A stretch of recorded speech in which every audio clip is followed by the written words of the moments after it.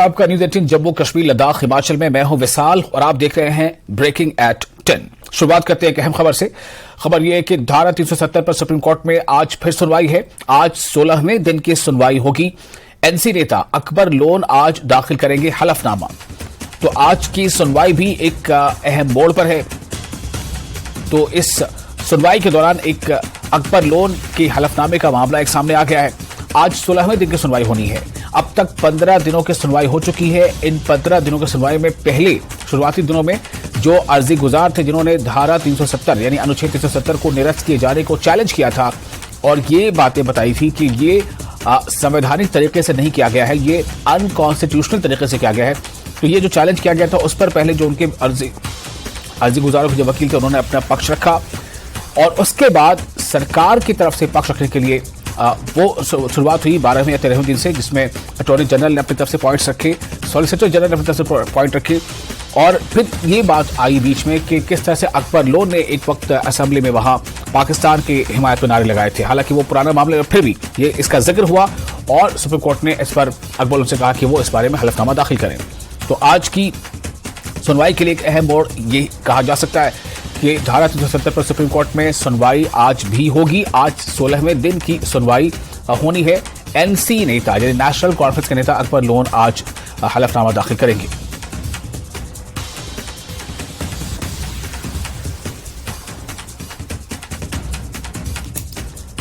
और जैसा कि समझा जा रहा है कि समाअत की जो शुरुआत है आज फिर 10:30 बजे के आसपास होगी।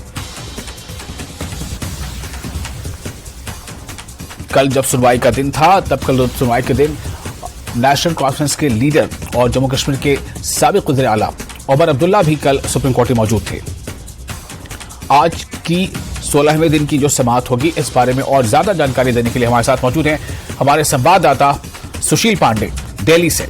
सुशील, आज क्या नया मोड़ आ सकता है? बीच में जिस तरह से कल सुनवाई के दौरान अकबर लोन का मामला आ गया, आज वो हलफनामा दाखिल करने वाले हैं। आज 16वें दिन की समाअत है। कैसा होगा आज की समाअत को लेकर, क्या रुख नजर आ रहा है?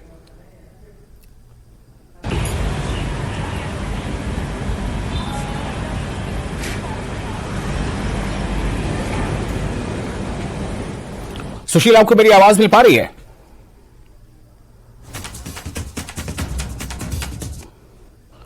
सुशील पांडे हमारे साथ जुड़ने वाले हमारे संवाददाता। सुशील, आपको मेरी आवाज मिल रही है? सुशील पांडे जी विशाल जी, चेहरा देख पा रहा हूं, आवाज आप तक शायद मेरी नहीं पहुंच पा रही थी, अब आ रही है। मुझे बताएं आज की जो समाअत होनी है वो किन मामलों में अलग होगी और जो अकबर लोन का जिस तरह से हलफनामा आज वो देंगे सुप्रीम कोर्ट पे, तो ये पूरा विषय क्या है और इससे किस तरह से इसकी हियरिंग पर कितना इससे असर पड़ेगा नहीं पड़ेगा? सुशील जी देखिए विशाल, सबसे महत्वपूर्ण बात है कि सुप्रीम कोर्ट के समक्ष जो पूरा मामला है वो फिलहाल आर्टिकल 370 को अगर हटाने की जो प्रक्रिया अपनाई गई है केंद्र सरकार के द्वारा, क्या वो संविधान के रूप से सही है या नहीं है। फिलहाल मामला सुप्रीम कोर्ट के समक्ष यही है।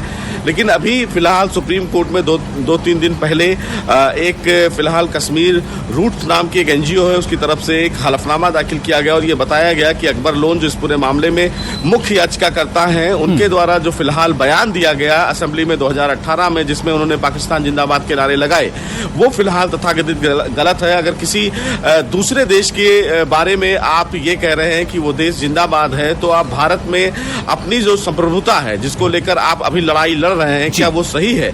और इसी आधार को देखते हुए जब आप एक चुने हुए सांसद हैं, संवैधानिक पद पर बैठे हैं और इस प्रकार का बयान कहीं ना कहीं निंदनीय है और इसी आधार को देखते हुए हलफनामा दाखिल किया गया था। कल जब सुनवाई हुई विशाल, तो उस सुनवाई में सॉलिसिटर जनरल जो केंद्र सरकार की तरफ से पेश हो रहे थे उनकी तरफ से भी ये मुद्दा उठाया गया और ये कहा गया कि अकबर लोन को फिलहाल माफी मांगने की आवश्यकता है क्योंकि उन्होंने जिस तरह बयानबाजी की है वो फिलहाल कहीं ना कहीं निंदनीय है और ऐसे में आप आर्टिकल 370 के मामले में भारत की संप्रभुता के मामले में बात कर रहे हैं और आप पड़ोसी देश को जिंदाबाद कर रहे हैं। तो ये कहीं ना कहीं एक माहौल गर्म करने वाला वाकया था जो कल सुनवाई के दौरान हुआ। लेकिन इस पूरे मामले में सुनवाई के दौरान विशाल कपिल सिब्बल ने इन पूरी दलीलों का विरोध किया। उनकी तरफ से ये कहा गया कि ये सिर्फ एक मीडिया में बयान लाने का टैक्टिस है। हालांकि इस पूरे प्रकरण को लेकर चीफ जस्टिस ने कहा कि चूंकि इस पूरे मामले में अकबर लोन मुख्य याचिकाकर्ता हैं, तो उनको फिलहाल आज तक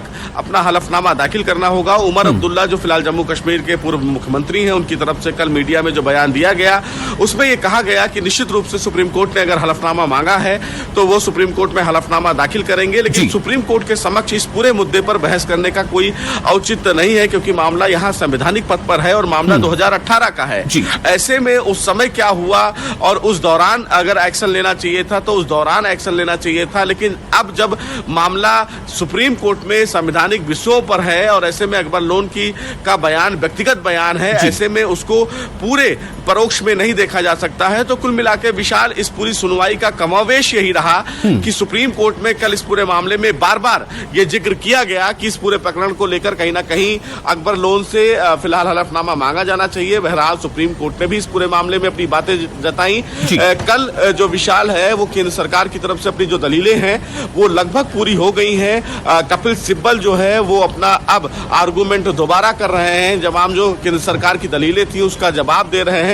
संभवतः ये माना जा सकता है अब विशाल की आज और कल में आर्टिकल 370 के मामले में सुप्रीम कोर्ट की संविधान पीठ अपना फैसला सुरक्षित कर सकती है, क्योंकि सुप्रीम कोर्ट ने मैराथन सुनवाई की है। आज 16वां दिन है विशाल, और इस पूरे मामले में आपको याद होगा कि पहले सुप्रीम कोर्ट ने 3 दिन सुनवाई की, फिर उसके बाद एक दिन सुनवाई सोमवार को बढ़ा दी, फिर वही सुनवाई शुक्रवार को। तो लगातार 5 दिन तक सुप्रीम कोर्ट ने आर्टिकल 370 के मामले में मैराथन सुनवाई की है। आज भी सुप्रीम कोर्ट में सुनवाई होगी, लेकिन अब ये सुनवाई एकदम अंतिम चरण में है और ये माना जा सकता है कि आज और कल में अब आर्टिकल 370 के मामले में सुप्रीम कोर्ट अपनी जो सुनवाई है वो पूरा कर ले और इस पूरे मामले में अपना फैसला सुरक्षित रख ले। जी, तो सुशील, कल उमर अब्दुल्ला मौजूद थे सुप्रीम कोर्ट में, क्या आज भी कोई चेहरा मौजूद रहेगा? क्या आज खुद उमर अब्दुल्ला शायद खुद ही चले आएंगे, क्योंकि आज एनसी के एक लीडर को हलफनामा जो है वो दायर करना है?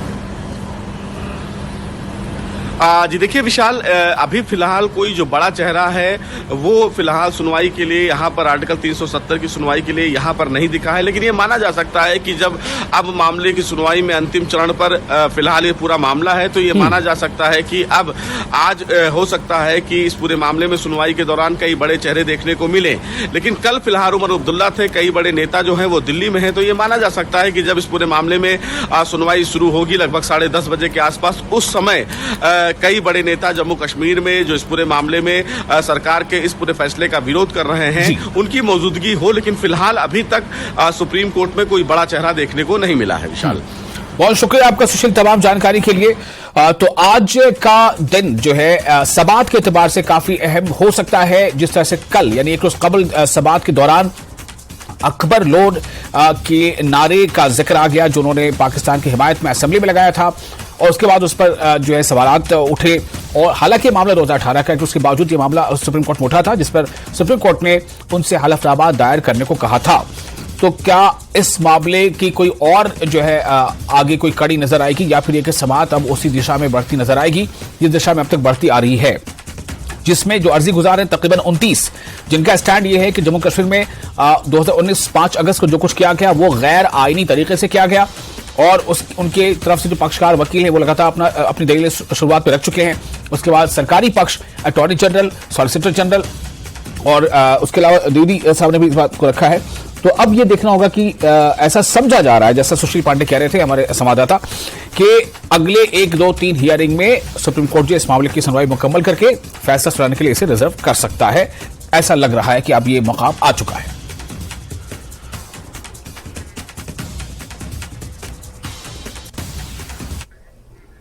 और आगे बढ़ते एक और अहम खबर की तरफ।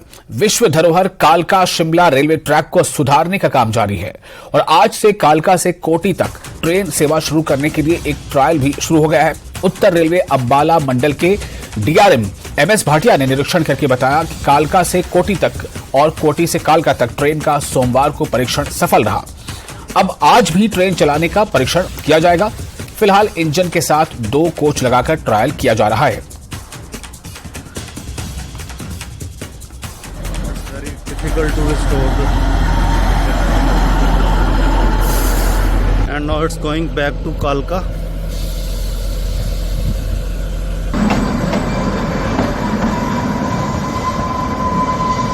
दिनांक 5/9/2023 को जैसे कि रेलवे ने प्रॉमिस किया था कि ऐसे कोटी तक जा रही है, तो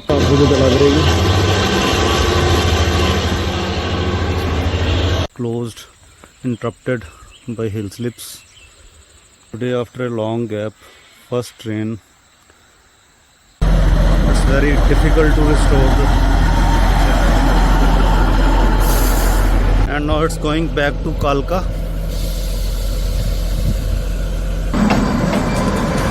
पेशरफ्त कही जा सकती है और इससे ये समझने में आसानी होगी कि किस तरह ये जो डेवलपमेंट है वो अब आने वाले दिनों में न सिर्फ ये कि हिमाचल प्रदेश के लोगों के लिए बल्कि इससे जुड़े जो भी लोग हैं जो जिनका आना जाना लगा रहता है, तो हिमाचल प्रदेश का दरअसल डिस्ट्रिक्ट सोलन जो है वहां पर एक कोटी एक वहां पर स्टेशन है, तो कोटी स्टेशन तक इसे जाना है, कोटी टू कालका।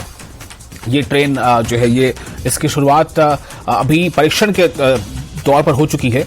विश्व धरोहर कालका शिमला रेलवे ट्रैक को सुधारने का, कालका से शिमला तक का जो रेलवे ट्रैक उसे सुधारने का काम जारी है और न सिर्फ ये काम जारी है बल्कि इसको जो ट्रेनों की जो परीक्षण है वो भी इस ट्रैक पर की जा रही है।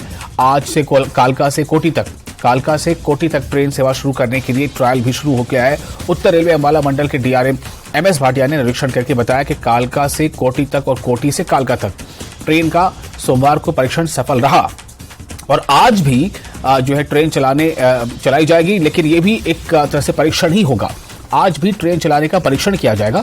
फिलहाल इंजन के साथ 2 कोचेस बताया जा रहा है कि उसके साथ लगाए जा रहे हैं। आप ये तस्वीरें जो अभी देख रहे हैं ये ट्रायल रनिंग ही थी। इस ट्रैक को चूंकि इस ट्रैक पर ट्रेनें अब लगातार चलनी है, तो उसके पहले ये एक तरह से ट्रायल रन था जो अभी आप ये तस्वीरें देख रहे हैं।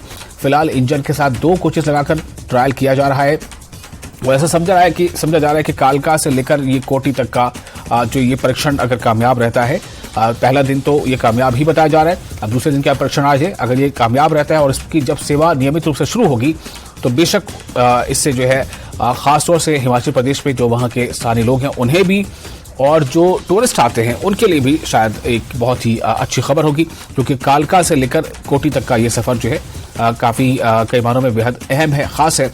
और इसके बारे में और ज्यादा जानकारी के लिए हम जुड़ेंगे अपने संवाददाता से, रणवीर हमारे से जुड़ने वाले हैं।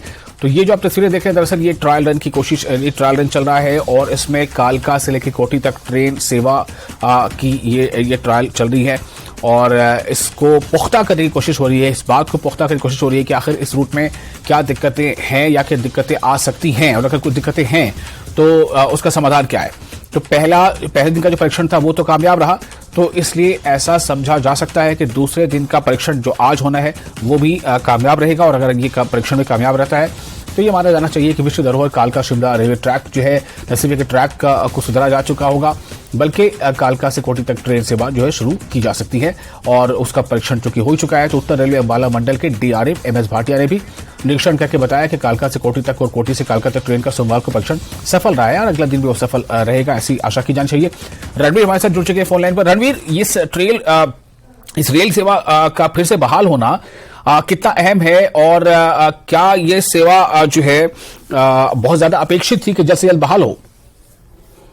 देखिए 13 अगस्त के बाद जो है यहाँ शिमला कालका जो रेलवे ऐतिहासिक ट्रैक है इस पर कोई ट्रेन नहीं चली है।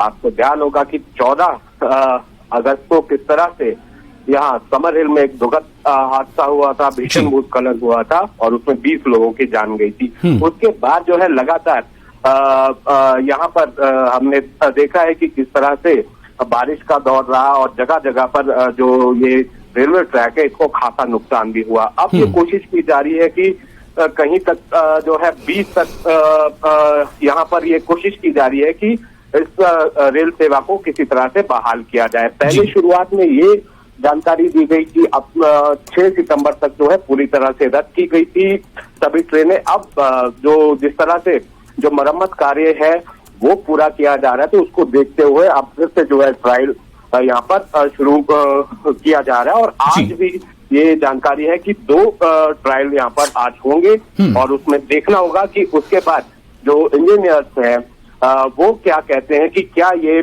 जो ट्रैक है ये बहाल किया जा सकता है या नहीं। वैसे जो जानकारी निकल कर आई है कि पूरी तरह से जो है 15 सितंबर तक शायद इसको पूरी तरह से यहाँ पर जो है रेल सेवा बहाल होने की उम्मीद है। जी तो रणवीर, जरा दर्शकों की जानकारी के लिए आप बताएं कि ये रेल सेवा दरअसल कितनी जरूरी है और ये किन किन स्थानों को जोड़ता है मुख्य तौर पर, और किन लोगों की ज्यादा इस रेल सेवा पर, इस ट्रेन पर डिपेंडेंसी है?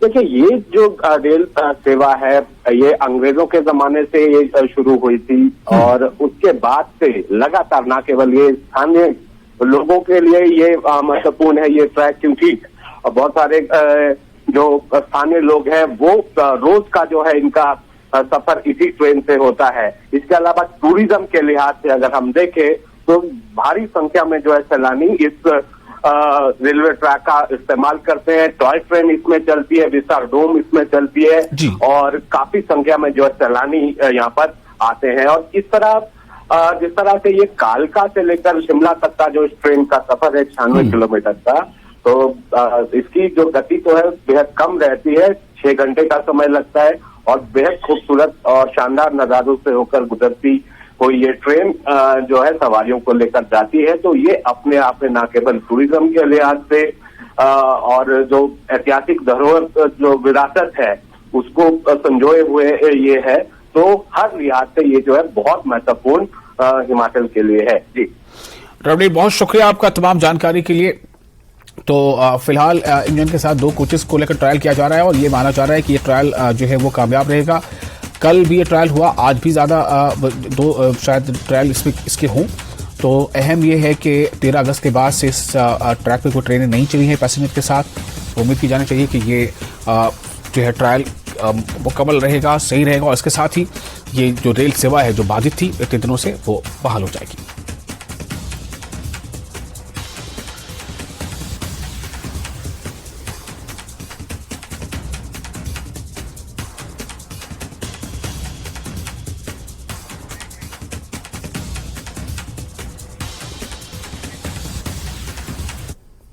और फिलहाल एक छोटा सा ब्रेक लेते हैं, ब्रेक के बाद खबरों का सिलसिला जारी रहेगा।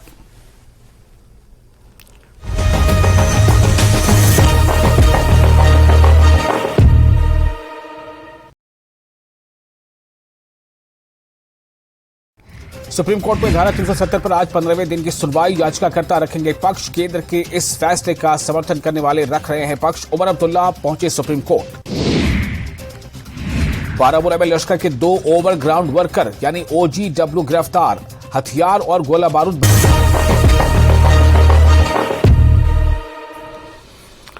ब्रेक के और फिर आपको स्वागत है न्यूज़ 18 जेके पर। आप देख रहे हैं ब्रेकिंग एट 10। जम्मू कश्मीर से बड़ी खबर है, रियासी के कालाबन इलाके में मुठभेड़ जारी है। कल से ये मुठभेड़ जारी है, आतंकियों से सुरक्षा बलों की मुठभेड़ हो रही है। सुरक्षा बलों ने एक आतंकी को मार गिराया है, एक आतंकी के घायल होने की जानकारी दी जा रही है। सुरक्षा बलों ने पूरे इलाके को घेर रखा है।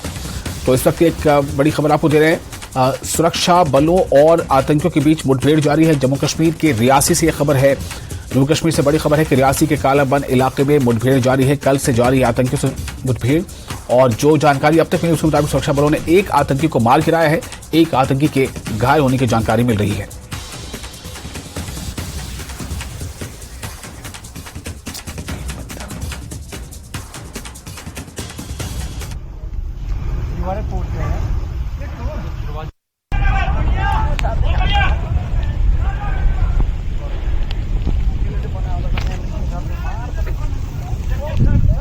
उस साइड ध्यान रखना सर।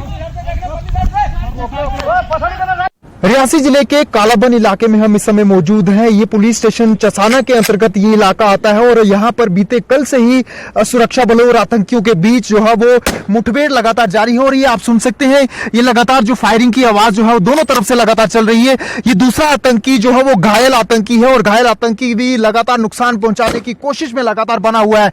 ये दोनों तरफ से जो है वो तबादला जो है वो फायरिंग का आप सुन सकते हैं और ये लगातार बीते कल से ही जो है वो लगातार फायरिंग की जा रही है। ये दूसरे आतंकी को खत्म करने के लिए जो है सुरक्षा बल जो है वो बीते कल से ही यहाँ पर तैनात हैं और एक आतंकी जो मार गिराया जा चुका है वो पाकिस्तानी आतंकी है। और अगर सुरक्षा बलों की अगर बात करें तो Jammu Kashmir police, Indian army जो है वो यहाँ पर तैनात है और लगातार दूसरे आतंकी को मारने की जो है वो पुरजोर कोशिश कर रही है। और बता दें कि अत्याधुनिक हथियारों के साथ जो है वो ये जवान जो है इस समय लैस आपको दिखाई दे रहे हैं और अपनी अपनी पोजीशन पर जो है वो ये जरूर मुस्तैद हैं। और सुबह तड़के ही जो है वो दूसरे आतंकी को मारने की एक जो इनकी कोशिश थी वो कहीं ना कहीं सफल होती हुई जरूर दिखाई दे रही है, क्योंकि दूसरा आतंकी जो है वो घायल हो चुका है और उस घायल आतंकी को जो है वो जल्द से जल्द खत्म किया जाए, यही एक कोशिश है। और एक घर में जो है वो पनाह लेकर के ये बैठा हुआ है, ये आतंकी जिस घर में पनाह लेकर के बैठा हुआ है ये एसपीओ का ही एक घर है और ये एसपीओ जो है वो रियासी जिले में ही तैनात है। हालांकि जो है वो कोशिश की जा रही थी आतंकी द्वारा, उससे पहचान पत्र भी लिया जाता है और पहचान पत्र जो एसपीओ जो था वो अपनी समझदारी के साथ जो है उसे आधार कार्ड देता है, उसके बाद ही जो है वो ये जो एसपीओ है वो पुलिस स्टेशन में जाकर के सूचना देता है, तब जाकर के ही जो ये मुठभेड़ जो है वो शुरू होती है। बड़े पैमाने पर जो है वो इस समय मुठभेड़ रियासी जिले के कालावन इलाके में चल रही है। पुलिस स्टेशन चसाना के अंतर्गत ये इलाका आता है और अब जो है वो दूसरे आतंकी को भी जल्द से जल्द खत्म किया जाएगा, यही एक सुरक्षा बलों की कोशिश लगातार बनी हुई है। न्यूज़ 18 नेटवर्क के लिए करणदीप सिंह, रियासी, चसाना। और हमारे साथ फोन लाइन पर जुड़ चुके हैं करणदीप ज्यादा जानकारी के साथ। करण, बहुत सारी बातें तो आपकी रिपोर्ट में यहाँ हमने अपने दर्शकों को बता दी हैं जो आपने वीडियो रिपोर्ट भेजी है, लेकिन अभी जो स्थिति है वो क्या है? क्या दूसरा आतंकी जो घायल था उसके बारे में कुछ जानकारी मिली? क्या वो मारा गया या क्या वहां तक उस तक पहुंच पाए सुरक्षा बल के जवान? क्या मुठभेड़ अभी जारी है?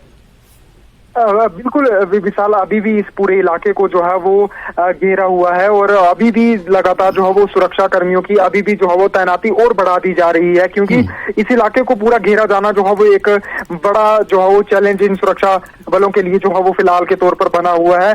और लगातार अनाउंसमेंट भी की जा रही है कि आतंकी को सरेंडर कराने का भी जो है वो मौका दिया जा रहा है, लेकिन उसकी तरफ से कोई भी जो है वो बातचीत नहीं रखी जा रही है। आतंकी जो है वो लगातार अभी भी जो है वो मंसूबे को जो है अपने को अंजाम देने के लिए फिराक में जो है बना हुआ है। अभी तक जो है वो आतंकी घायल है, रुक रुक के फायरिंग कर रहा है और फिलहाल यही इंतजार किया जा रहा है कि आतंकी कब जाकर के जो है वो सरेंडर करे, या अगर सामने से कोई वार करता है तो जो उसे जो है वो वहीं पर ढेर कर दिया जाएगा, क्योंकि उसका साथी तो मारा जा चुका है, उसका शव जो है वो यहीं पर है। लेकिन इस इलाके में जो है वो इस इलाका का घना जंगल होने के कारण जो है वो कहीं ना कहीं कठिनाइयों का सामना जरूर है, लेकिन ट्रैप पूरा किया जाएगा और इक्विपमेंट्स जो है वो जरूर बरते जा रहे हैं। ड्रोन्स के साथ इस जो है वो उसकी तलाश ली जा रही है। तो इन्हीं सब चीजों के ऊपर जो है वो आज डीआईजी भी कुछ घंटों के बाद जो है प्रेस वार्ता करेंगे और पूरा बताएंगे कि आतंकी जो है वो कौन सी तंजीम के साथ जो था वो ऑफिशियल यानी कि स्टेटमेंट जो है इसके तो इस सब के मामले के ऊपर जो देंगे, क्योंकि आज दूसरा दिन है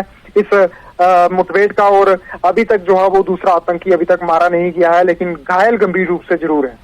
जी साहब। तो करणदीप, क्या ये समझा जाए कि काफी लंबे अरसे से वो अब अकेला ही जो है वो एक तरह से अपने बचाव में फायरिंग करता चला जा रहा है, क्योंकि एक साथी उसका मारा गया, जैसे आपने पहले बताया, एक आतंकी ढेर कर दिया गया है, एक तो इसका मतलब ये हुआ कि उसके पास शायद बहुत ज्यादा असला बारूद है और इसलिए वो लगातार जो है अपने डिफेंस में वो फायर करता चला जा रहा है और अपने आप को शील्ड किया हुआ है। बिल्कुल, ये जो पाकिस्तानी जो आतंकी है, ये आतंकी जो है वो हथियारों से लैस आतंकी है। इनको जो है वो जिस तरह से सर्च ऑपरेशन पहले भी चलाए जाते थे, ये सूचनाएं मिलती थी कि राजौरी या रियासी से सटे इलाकों में जो है वो इन आतंकियों की गतिविधियों को देखा गया है, यानी कि ये हमेशा हथियारों से ही लैस रहा करते थे और इनके पास AK-47 गन मौजूद है, ग्रेनेड जो है वो इनके पास मौजूद है और तमाम तरीके के हथियार जो है वो मौजूद है। और अभी तक जो है वो इनके पास से जो है हथियार जरूर बरामद किए गए हैं, जो आतंकी मारा गया उससे हथियार जरूर बरामद कर दिया गया है, लेकिन जो अभी जिंदा आतंकी है इसके पास कितना हथियार, कितना गोला बारूद जो है वो इस समय मौजूद है, एमुनिशन मौजूद है, इसका अभी अनुमान जो है वो नहीं लगाया जा सकता, क्योंकि अभी भी फायरिंग उस आतंकी की तरफ से की जा रही है। तो आशंका यही जताई जा रही है कि असला बारूद जो है उसके आतंकी के पास जो है अच्छा खासा मौजूद है और तभी जाकर के वो लगातार सामना कर रहा है। घायल होने के बावजूद भी विशाल लगातार फायरिंग जो है वो आतंकी की तरफ से की जा रही है। कुछ मिनट के लिए जरूर रुकता है, लेकिन उसके बाद जो है फिर से आतंकी जो है वो जरूर फायरिंग कर रहा है, लेकिन अनाउंसमेंट का जवाब जो है वो बिल्कुल भी नहीं दिया जा रहा है। आतंकी की तरफ से गोली का जवाब जो है वो गोली से जरूर दे रहा है। जी।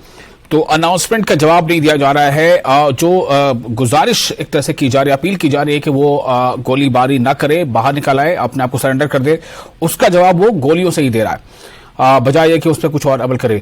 क्या लग रहा है करणदीप, आपने कई अफसरान से बात की होगी, अधिकारियों से जो सुरक्षा में तैनात हैं या जो उसको मॉनिटर कर रहे होंगे, क्या कुछ इशारा मिल पा रहा है कि आखिर कितना लंबा समय लग सकता है उस एक आतंकी को जो कि किसी घर में छिपा है, वहां से वो फायरिंग कर रहा है और उसको कॉर्नर करने में?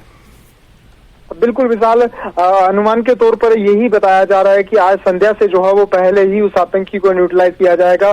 देखिए, सुरक्षा बलों के पास जो है वो एक अवसर ये भी है कि पूरे घर को जो है वो उन्होंने घेर के रखा हुआ है और जितने भी वहां उस घर के सदस्य हैं उन सभी सदस्यों को जो है वो सुरक्षित बाहर निकाल दिया गया है। इन सभी सुरक्षित जगहों पर जो है वो इन लोगों को जो है वो भेज दिया गया है। अभी फिलहाल वो घर जो है वो सिर्फ आतंकी से ही, इस समय आतंकी ही उस घर में मौजूद है, तो इन सुरक्षा बलों के लिए जो है वो आसान है कि उस घर को भी जो है पूरा उड़ा दिया जाएगा। ऐसा भी जो है वो जरूर बातचीतें जो है वो सुरक्षा बलों के बीच में चल रही हैं और अनाउंसमेंट में भी लगातार यही कहा जा रहा है कि आपके पास कुछ ही मिनट का समय है, आप आत्मसमर्पण कर दो, अन्यथा जो है वो पूरे घर को जो है ब्लास्ट कर दिया जाएगा, जिसमें वो आतंकी अपनी जान गंवा सकता है। लेकिन मौका जरूर दिया जा रहा है कि अपनी आपको जो है आत्मसमर्पण जो है वो जरूर करें। चलिए, बहुत शुक्रिया आपका करणदीप। हम फिर आपके पास वापस आएंगे अपडेट के लिए। तो इस वक्त आपको जो आपने अपडेट दिया है, हमारे रिपोर्टर ने बताया कि किस तरह वहां पर लगातार अभी भी सर्च ऑपरेशन जारी है, उसे कॉर्नर किया गया है और यही समझा जा रहा है कि उसे घर में, जो एसओपी के घर में वो आतंकी छुपा है, वहां से वो लगातार अपने डिफेंस में, अपने बचाव में वो फायरिंग कर रहा है, लेकिन अकेला है। कब तक इस तरह से करता रहेगा, जैसा करणदीप बता रहे थे कि बहुत जल्द जो है हो सकता है कि उसे कॉर्नर कर दिया जाए और जो भी अपडेट होगा वो आप तक हम फिर शेयर करते रहेंगे। अगली खबर, कश्मीर में थिएटर का हो रहा है कायाकल्प। कश्मीर में फिर लौटेगा थिएटर का स्वर्णिम दौर। टूरिज्म और कल्चरल विभाग थिएटर को दे रहा है बढ़ावा, नेशनल स्कूल ऑफ ड्रामा भी दे रहा है योगदान। तो ये जो है वहां पर एक बदलती कश्मीर की जो है अक्स हम इस पे देख सकते हैं। कश्मीर बदल रहा है, लगातार आगे बढ़ रहा है और इस बदलते कश्मीर में थिएटर का भी रिवाइवल हो रहा है।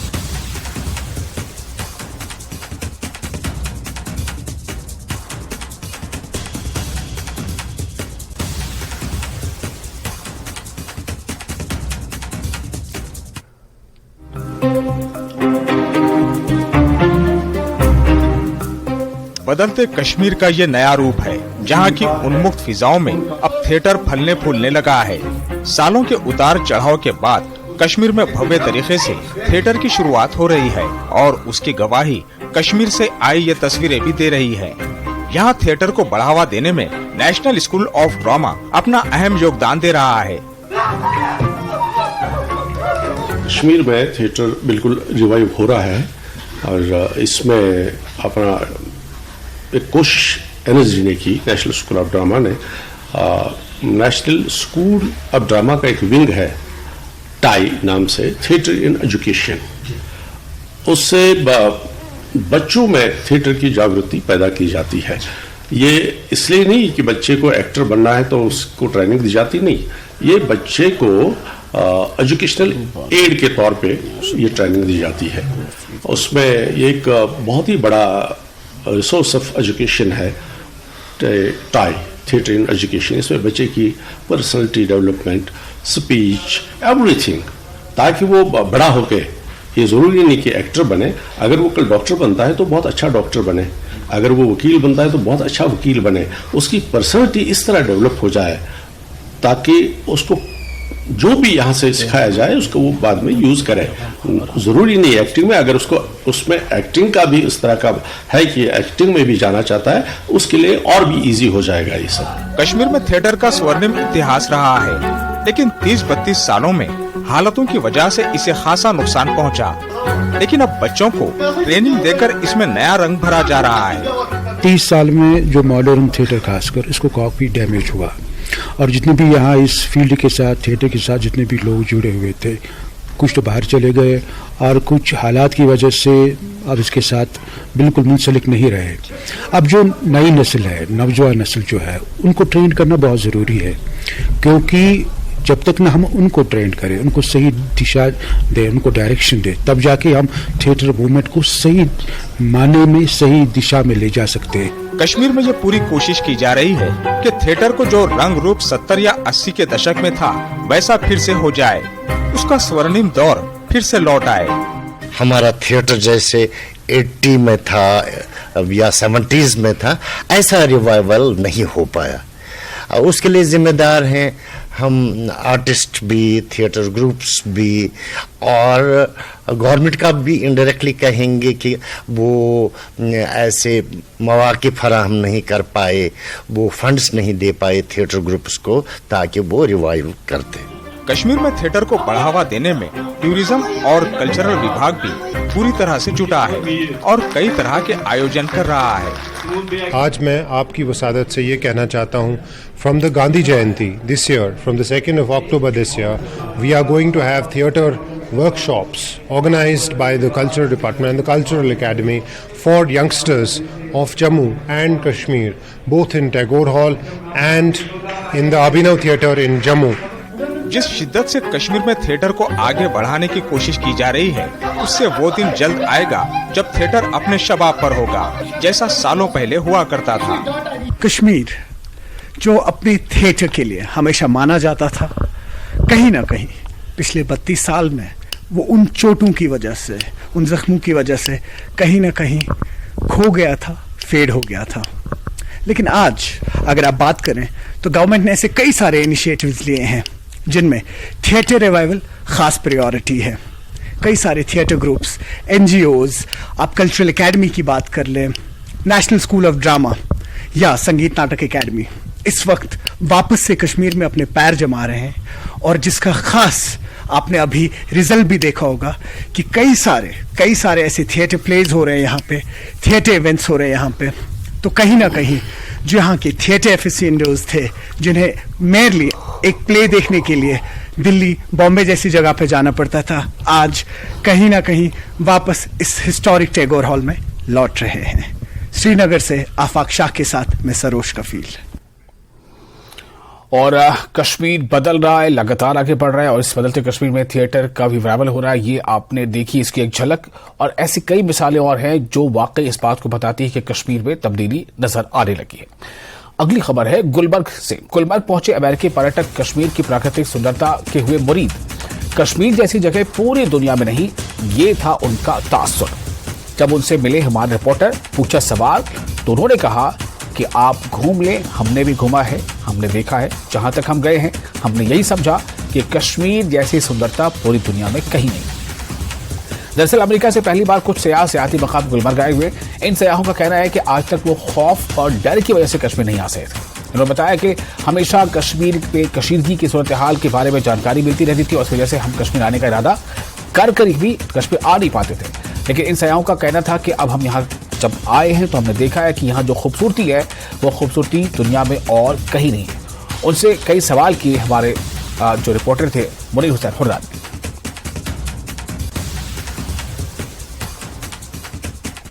है। और अगरचे ये हिंदुस्तानी है, हिंदुस्तान से ताल्लुक रखते हैं, गुजरात से ताल्लुक रखते हैं, ताहम उन्होंने अपनी उम्र जो है, जिंदगी है, वो अमेरिका में गुजारी है, और आज पहली दफा ये गुलमर्ग आए हैं। और इन्हीं से हम जानेंगे। सर, आपका नाम? रमनिक पटेल। सर, आपने अमेरिका में अपनी ज़िंदगी गुजारी है और आज तक आपने कश्मीर नहीं देखा है, आपने पूरी दुनिया देखी है, तो क्या वजह रही कि आज तक आप गुलमर्ग नहीं आए, कश्मीर नहीं आए, आज आप बिल आखिर पहुंचे हैं गुलमर्ग और यहाँ की ब्यूटी देखने के लिए? जो प्रॉब्लम था, हम जो गवर्नमेंट बोलती थी कि आप कश्मीर मत जाओ, लेकिन इस दफ़ा मैंने मेरे ट्रैवल एजेंट को बोला कि भाई इंडिया में तो सब देखा है, कश्मीर की बात करो। तो उसने बोला कि भाई आप कश्मीर जा सकते हैं, कश्मीर इज सेफ। तो हमने बोला चलो हमारा बुकिंग कर दो, हम कश्मीर जाएंगे। तो हम कश्मीर आ गए। सेफ तो कश्मीर इससे पहले भी था, इससे पहले भी हर तरह से टूरिस्ट आते थे, और यहाँ लोकल भी, डोमेस्टिक भी और फॉरेनर्स भी आते थे, कोई इशू नहीं था टूरिस्ट के साथ। तो एक मैसेज गलत दी जा रही थी कि टूरिस्ट के साथ जो हमको मैसेज मिलती थी और जो हमारे जो स्टेट डिपार्टमेंट से जो इन्फॉर्मेशन मिलती थी, बीइंग एन अमेरिकन सिटीजन, तो रिस्ट्रिक्शन लगाते थे वो, तो इसलिए हम पीछे हट जाते थे यहाँ आने के लिए। जब हमको मालूम हुआ कि अभी सब ठीक शांत है, तो हमने बोला चलो चलते हैं कश्मीर। अभी हम आए, बहुत खुश है। We are having great time and It's very nice. Kashmiri are the most sweetest people. सब जो भी मिले हमें, रास्ते में मिले, हमारे गाइड मिले, जो भी मिले, वेरी नाइस. बहुत अच्छे आदमी है, बहुत अच्छे पीपल है. बिल्कुल. यहाँ पे इनके साथ इनकी वाइफ भी है. आप बताएं, अपनी व्यूज बताएं, क्योंकि पहली दफा इस हसीन वादी में, खूबसूरत वादी में आए हैं. क्या कहेंगे? बहुत अच्छा है, बहुत प्यारा है, बहुत अच्छा लगा हमें. I never thought it would be this beautiful here, you know. I was disappointed in Srinagar a little bit, but here it's better. Yeah. क्या हुआ? When I saw the lake, I got disappointed because I saw in a movie how beautiful it is, and then when we came here, it was little bit polluted. Yes. तो ये एक अच्छी बात उन्होंने कही है. और अमेरिका से आए उन्होंने कहा कि मैंने मूवी देखी है, मूवी में खूबसूरत जगह डल लेक देखा है, मगर यहाँ है इनके दिल में जो है वो निराश पैदा हो गया और आलूदा था वो डल लेक, और इसलिए हमें इसके लिए संजीदा होने की जरूरत है, उससे साफ शफाफ बनाने की जरूरत है. आप बताएं, क्या कहेंगे आप? मुझे ऐसा लगता है मैं जन्नत में हूँ. इससे ज्यादा खूबसूरत जगह नहीं हो सकती. बहुत ही प्यारी जगह, यहाँ के लोग बहुत अच्छे हैं, बहुत ही हम एंजॉय कर रहे हैं, बहुत ज़्यादा. और आपने क्वेश्चन पूछा था, पहले भी अच्छा था कश्मीर. हमें जितनी पत्थरबाजियाँ दिखाई गई थी टीवी में और हमने जो कुछ पढ़ा और देखा था, उस वजह से हम आना नहीं चाहते थे, पर अभी सब कुछ अच्छा चल रहा है तो आ गए. हम और लोगों को भेजेंगे, हम सबको बताएंगे. ठीक है. नाज़रीन, आपने देखा है कि किस तरह ये अमेरिका से आए हैं, हिंदुस्तानी है, मगर इनका कहना है कि उन्हें जो बताया गया आज तक अमेरिका में कि यहाँ हालात खराब है, नासाज है, मगर उसमें यह कि यहाँ पे हर वक्त टूरिस्ट्स का काफी फ्लो रहा है, काफी तादाद में सयाह आए हैं, और किसी के साथ आज तक कोई ऐसा वाक़ा पेश नहीं आया है टूरिस्ट के साथ. न्यूज़ 18 जम्मू कश्मीर के लिए मैं गुलमर्ग से मुनीर हुसैन हुर्रा.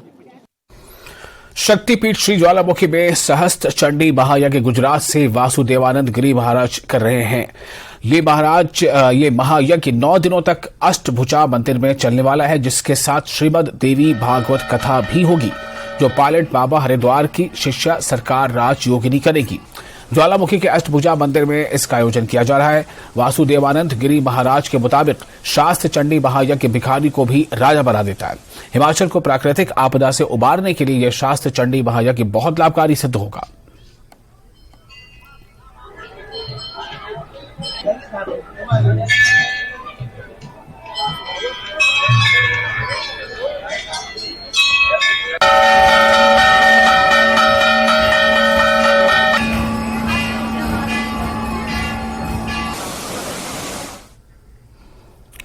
और कुल्लू में 20 भादों के पर्व पर तीर्थ स्थलों में लोगों ने शाही स्नान किया.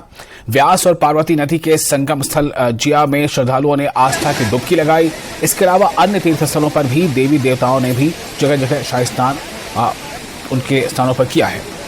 और ये वो तस्वीरें हैं जब लोगों ने आस्था की डुबकी लगाई है, स्नान किया है. और इसकी ये तस्वीरें आप देखें. ये कुल्लू में 20 भादों के पर्व पर तीर्थ स्थलों में लोगों ने शाही स्नान किया है. व्यास और पार्वती नदी के संगम स्थल जिया में श्रद्धालुओं ने आस्था की डुबकी लगाई.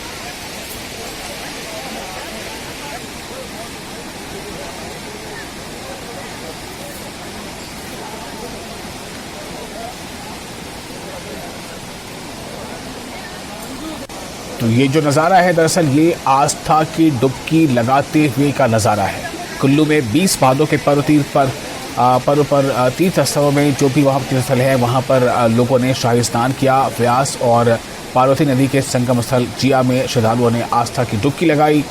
और इतना ही नहीं, इसके अलावा भी अन्य तीर्थ स्थलों पर भी देवी देवताओं ने भी जगह जगह पर शाही स्नान किया है. तो शाही स्नान की नज़ारे या उस तरह से आस्था की डुबकी लगाते हुए वक्त के नज़ारे ये इस तरह से वहाँ पर कई तीर्थ स्थलों के आसपास देखने को मिले हैं. उनमें से एक ही जो आप तस्वीरें देख रहे हैं, और इससे ये अंदाज़ा होता है कि जहाँ तक बात आस्था की है तो लोग काफ़ी आस्थावान हैं. ऐसे काफ़ी लोग हैं हमारे आसपास जो अपनी इस आस्था का सम्मान भी करते हैं, दूसरे की आस्था का सम्मान भी करते हैं. और ये देखिए किस तरह से यहाँ पे आस्था की ये डुबकी लगाते हुए का नज़ारा.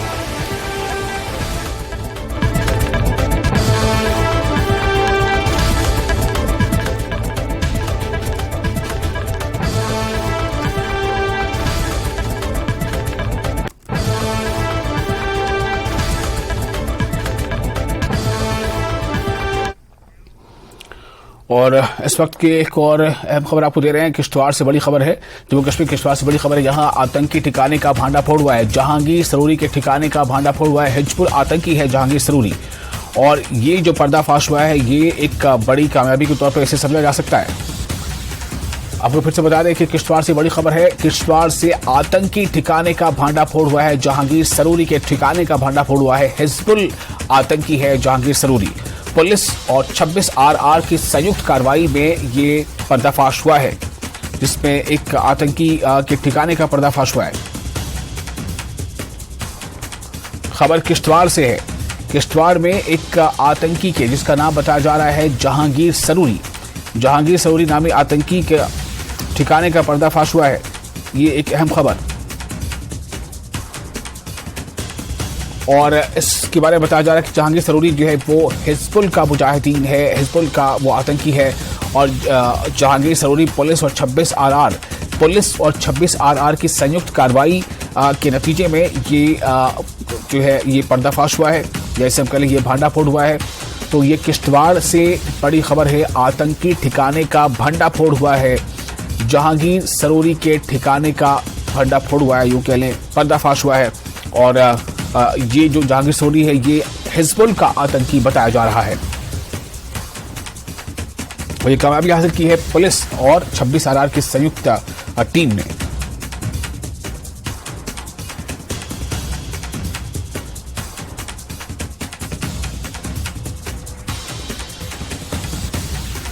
और फोन लाइन पे हमारे साथ हैं हमारे संवाददाता आतिफ, ज्यादा जानकारी के साथ। आतिफ, इसे कितनी बड़ी कामयाबी माना जाए, और ये जो पर्दाफाश हुआ है, ये भंडाफोड़ हुआ है, ये किस तरह से जो आतंक का जो नेटवर्क है, जो ऐसी तकरीबी कार्रवाई जुड़े, उनके लिए कितनी बड़ी चोट है ये? देखिए विशाल, ये काफी बड़ी कामयाबी जम्मू कश्मीर पुलिस और 26 RR को मिली है। जब जहांगीर सरूरी काफी खूंखार आतंकवादी और तकरीबन 3 दहाइयों से ये अभी भी एक्टिव है, और इसके जो हाइड आउट रिकवरी हुई है, ये सरूर इसका आबाई गांव है जहांगीर सरूरी, और जो इसका असली नाम जो मोहम्मद अमीन भट्ट है, इसका जो आबाई गांव सरूर, और यहाँ पर पुलिस और 26 RR को उस वक्त जहांगीर सरूर की हाइड आउट रिकवरी हुई है, जब पुलिस और आर्मी का जो एक सर्च ऑपरेशन चल रहा था, और सर्च ऑपरेशन के दौरान हाइड आउट जो है यहाँ पर रिकवरी हुई। इसमें जो जहांगीर सरूरी का बताया जा रहा है कि उसके जो 2 ब्लैंकेट और कुछ एडिबल्स जो आइटम्स है, खाने पीने की कुछ सम चीजें जो है वो रिकवर की गई है। और उसके बाद ही इस एरिया को पुलिस और 26 RR की तरफ से सर्च ऑपरेशन भी चलाया गया। हो सकता है कि जहांगीर सरूरी की इस एरिया में छुपने की कोई खबर जो मिलने के सामने आ रही है कि यहाँ पर मोहम्मद अमीन जो उर्फ जहांगीर सरूरी है, वो इसका एक आबाई गांव है, और इसी के चलते जब पुलिस और आर्मी को एक इंफॉर्मेशन मिली थी, उसके बाद ही पुलिस ने यहाँ पर सर्च ऑपरेशन चलाया, और उसके बाद यहाँ पर जहांगीर सरूरी की जो हाइड आउट है, छुपने की जो जगह है, वो रिकवरी यहाँ से की गई है, जिसमें 2 ब्लैंकेट और कुछ सामान जो खाने पीने की ये चीजें हैं वो यहाँ से रिकवरी की है। जी विशाल जी, तो क्या ये ऐसा समझा जाए कि इस जो भंडाफोड़ है, इससे अब और भी जो दूसरे आसपास के इलाकों में जो ऐसा कोई आतंकी सोच रखने वाला कोई या ऐसा कोई शख्स, उसे भी कहीं ना कहीं एक तरह से मजबूर होना पड़ेगा, और वो जो है अमन और शांति को भंग करने से पहले 1 नहीं 10 बार सोचेगा? जी देखिए, इससे कई कुछ महीने पहले जम्मू कश्मीर पुलिस ने जहांगीर सरूरी की जो प्रॉपर्टीज है वो सील कर दी गई है, क्योंकि जहांगीर सरूरी यहाँ काफी मिलिटेंसी इन्वॉल्व सर्वाइव करने में काफी उसका अहम रोल रहा है। यहाँ के नौजवानों को भड़काने की पूरी तरह से वो कोशिश में रहता है, चाहे वो सोशल मीडिया के थ्रू है या दूसरे तरीके से, ताकि जम्मू कश्मीर खासकर चिनाब वैली में दोबारा से मिलिटेंसी को रिवाइव करे। लेकिन जिस तरह से पुलिस और सिक्योरिटी फोर्सेस काम कर रही हैं दिन रात, उससे यही अंदाजा लगाया जा सकता कि जहांगीर सरूरी की जितनी भी एक्टिविटीज है उससे पहले ही पुलिस और आर्मी की तरफ से वो फेल कर दिया जाता है, ताकि यहाँ पर खासकर चिनाब वैली की अगर हम बात करेंगे, यहाँ पर मिलिटेंसी को दोबारा से जिंदा ना हो। क्योंकि अक्सर जम्मू कश्मीर पुलिस की काफी अगर देखा जाए कुछ महीनों पहले जिस तरह से कार्रवाई की गई, चाहे वो PAK में हो या POK में, जो किश्तवाड़ के जो मिलिटेंट्स वहां से यहाँ पर आतंकियों को या मिलिटेंट्स को रिवाइव करने के लिए पूरी तरह से कोशिश करते हैं, लेकिन पुलिस और सिक्योरिटी फोर्सेस इन सब एक्टिविटीज को पूरी तरह से पहले ही वो फेल कर देते ताकि यहाँ पर अमन रहे, शांति रहे और यहाँ का जो यूथ है वो इस गलत रास्ते का यूज ना करे, गलत रास्ते पर ना भटके। जी आतिफ, बहुत शुक्रिया आपका तमाम जानकारी के लिए। तो एक बड़ी कामयाबी कह सकते हैं जम्मू कश्मीर पुलिस और आरआर जो है उसकी संयुक्त ऑपरेशन में ये कामयाबी मिली है, जब एक हिजबुल से जुड़े एक आतंकी का जो भंडाफोड़ किया गया है उसके हाइड आउट का, और ये काफी ऐसे बड़ी सफलता कहा जा सकता है। और इसके साथ ही आप एक छोटा सा ब्रेक लेते हैं, ब्रेक के बाद लौटेंगे तो 10 मिनट 50 खबरें।